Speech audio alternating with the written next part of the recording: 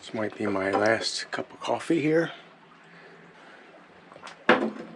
We decided to move this morning to work our way in closer to home. We have a few more days here. It was a great place to hang out for like 10-15 days, I guess. And we've been enjoying those beaches over there and this beautiful water. We've been paddle boarding around, using the dinghy, of course, to explore outside the cuts to the north and to the south. You're able to get in the ocean pretty easily, and we can enjoy some spearfishing, which got a lobster. Pretty nice. So many thanks to Walter for this little key spot.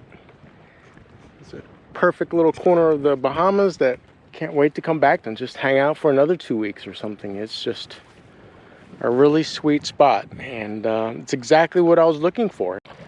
I was looking for a place that we could be by ourselves and enjoy the beaches and dinghy rides, and this was it. I was thinking we had to go to the Ragged Islands to find it, but no, right between a couple of islands there's some hidden spots yet. And what a sweet time it has been.